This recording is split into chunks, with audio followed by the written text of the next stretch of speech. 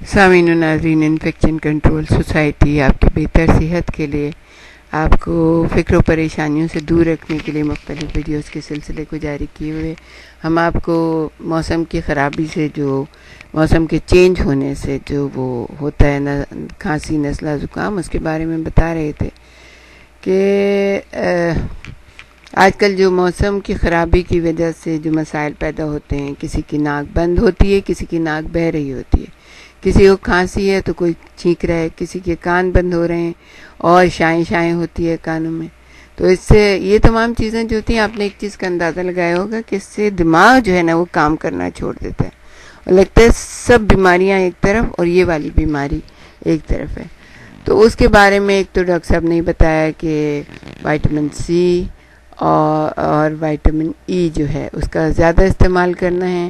اور کیونکہ ہمارے جیسے ملکوں میں بہت افراد کے ساتھ جو ہوتے ہیں نا وہ کنو اور مالٹے اور مسمبی وغیرہ پیدا ہوتے ہیں، تو اس کا جوس استعمال کریں بچوں کو خاص طور سے. ورنہ مائیں تو ظاہر ہے کہ اتنا علم نہیں ہوتا، تو وہ بچوں کو کہتی نہیں تمہیں نزلہ زکام ہے، گلا خراب ہے تو یہ نہ کھاؤ، تم موسمبی نہ کھاؤ. نہیں، ایسا کچھ نہیں ہے، وائٹامن سی ہوتی ہے اس کے اندر، اور وہ آپ پئیں. رات کے وقت نہیں پینے دیں ان کو، لیکن دن کے وقت جو ہے نا وہ جوس بھی پی سکتے ہیں اور کھا بھی سکتے ہیں. تو جب ڈاکٹر صاحب سے پوچھا گیا تو انہوں نے کہا کہ یہ جو ENT ہے، جو ناک، کان، حلق، یہ جو ہے چونکہ چہرے کے اہم اعضاء ہیں اور اس میں ایک ہی ٹیوب ہوتی ہے جو ناک، کان اور حلق کو آپس میں جوڑتی ہے. چھوٹے بچوں میں آپ نے اکثر یہ دیکھا ہوگا کہ اگر ان کا گلا خراب ہو تو کان میں بھی درد شروع ہو جاتا ہے، یا زکام ہو تو کان میں بھی اثر ہو جاتا ہے. اس کی یہی وجہ ہے. اس سلسلے میں انہوں نے کہا کہ شیرخوار بچوں کو جو مائیں دودھ پلاتی ہیں، ان کے جسم کو تھوڑا اونچا کر کے انہیں دودھ پلانا چاہیے، اور دودھ پلاتے ہی فوراً نیچے نہیں لٹا دینا چاہیے، کیونکہ وہ سارا دودھ جو ہے نا اور اس کی تیزابیت کانوں میں الرجی کو پیدا کر دیتا ہے. ہمارے ہاں عموماً لوگوں کو جو دائمی قسم کی کھانسی ہوتی ہے، ڈاکٹر ان کا علاج کر کے نڈھال ہو جاتے ہیں، لیکن بعد میں پتہ چلتا ہے کہ وہ کھانسی تیزابیت کی وجہ سے ہو رہی تھی. تو یاد رکھیے کہ بعض ایسی کھانسی بھی ہوتی ہے کہ جس کا لوگ جو ہے نا علاج نہیں کر پاتے، ڈاکٹر وہ تنگ آ جاتے ہیں، لیکن اگر وہ ٹیسٹ وغیرہ کیا جائے تو پتہ یہ چلتا ہے کہ یہ ان میں تیزابیت کی وجہ سے یہ کھانسی ہو رہی تھی. عموماً لوگ یہی کرتے ہیں کہ کھانا کھایا، لیٹ گئے، سو گئے بہت جلدی. تو اسی لیے خاص طور پہ یہ کہا ہے کہ اسپیشلی رات کو کھانے کے بعد واک ضرور کرنی چاہیے، چاہے آپ گھر میں کریں، اپنے دالان میں کریں، صحن میں کریں، آپ روڈ پہ کریں، کہیں بھی کریں، نہیں کم از کم آدھے گھنٹے کی واک آپ کو، یعنی چہل قدمی جو ہے وہ بہت زیادہ ضروری ہے، وہ کیا کریں تاکہ تیزابیت کی وجہ سے بہت سے مرد جو ہوتے ہیں وہ نہ ہوں.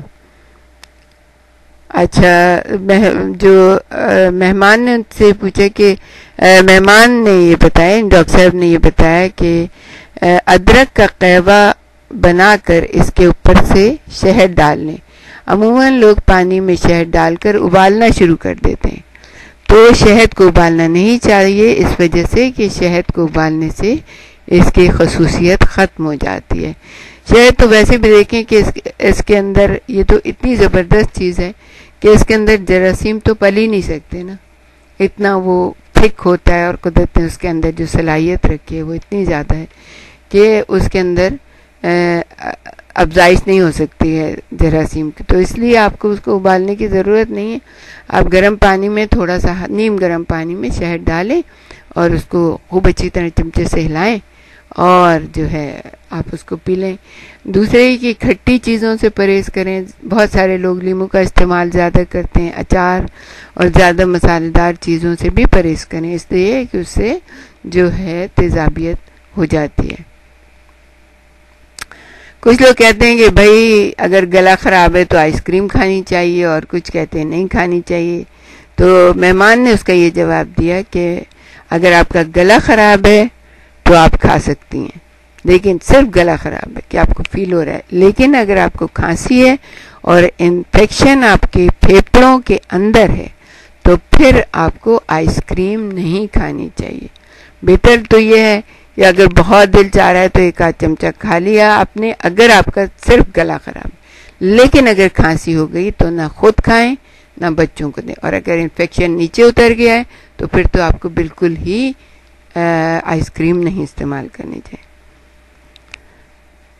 اچھا، پھر سوال یہ کیا گیا کہ کیا دودھ سے یہ معاملات زیادہ خراب ہو جاتے ہیں؟ تو انہوں نے کہا ڈاکٹر صاحب نے کہ کئی لوگوں کو دودھ سے الرجی ہوتی ہے، ان کے لیے فلو میں زیادہ مسائل پیدا ہو جاتے ہیں، لیکن کئی لوگوں کو بالکل کوئی فرق نہیں پڑتا ہے.